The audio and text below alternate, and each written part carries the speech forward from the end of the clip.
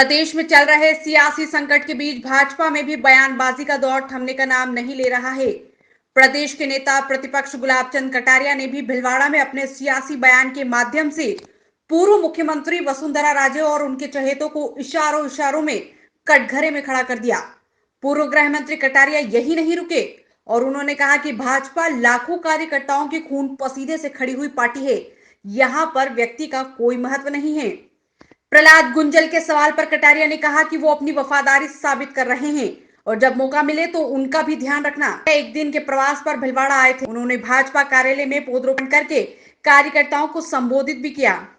नेता प्रतिपक्ष गुलाब चंद कटारिया से जब ये पूछा गया कि राजस्थान भाजपा में भी व्यक्ति को आधार मान रही है, जैसे पूर्व मुख्यमंत्री वसुंधरा राजे, उसके जवाब में कटारिया बोले कि मैं सोचता हूं कल्याण सिंह से ज्यादा अयोध्या में ढांचा गिरने के समय हिंदुस्तान में कोई प्रभावी नेता नहीं था, मगर जब उनको भी अहंकार आ गया तो वो धरती में गए और उन्हें फिर लोट कराना पड़ा।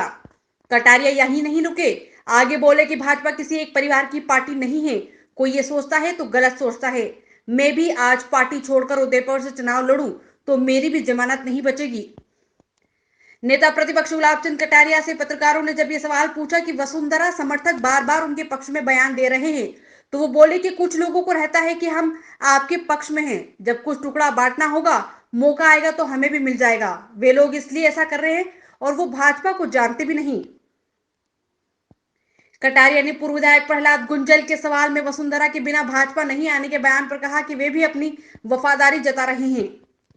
नेता प्रतिपक्ष गुलाब चंद कटारिया ने मुख्यमंत्री अशोक गहलोत पर भी वार करते हुए कहा कि वे पिछले 16 महीनों से मुख्यमंत्री कार्यालय ही नहीं आए और रोज वैक्सीन पर केंद्र सरकार के खिलाफ बयान दे देते हैं।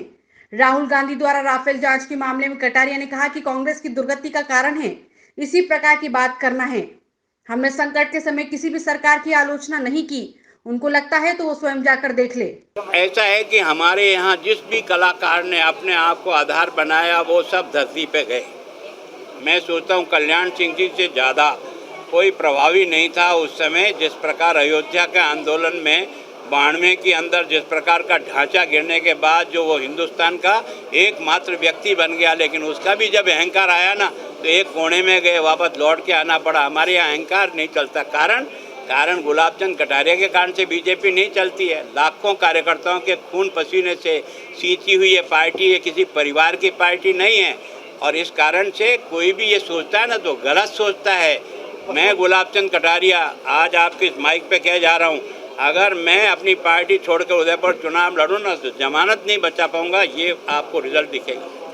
सर, वसुंधरा समर्थक कर रहे हैं बार बार उनको मुख्यमंत्री। ऐसा है कि कुछ लोगों को रहता है कि हम आपके पक्ष से, जब कभी कुछ टुकड़ा वकड़ा पिंडे बांटने का मौका आएगा तो हमको ही मिल जाएगा, इसके कर रहे हैं। पार्टी ने जिस लोगों ने सींचा है ना उसको समझने का प्रयास करो यार, ये तुम पार्टी को जानते भी नहीं अभी तक बीजेपी क्या होती है। सेना मजबूत करने का काम किया जा रहा है, जबकि राहुल गांधी राफेल को लेकर जेपीसी जांच की मांग कर रहे हैं। ये तो दुर्भाग्य कांग्रेस की दुर्गति का कारण इसी प्रकार की बातचीतें करना है। नेहरू जी ने 38,000 किलोमीटर सड़क मतलब हमने जमीन हार गए 62 में, लेकिन हमने नेहरू जी की आलोचना नहीं की। उस समय देश पे संकट था, नेहरू के साथ खड़े रहे।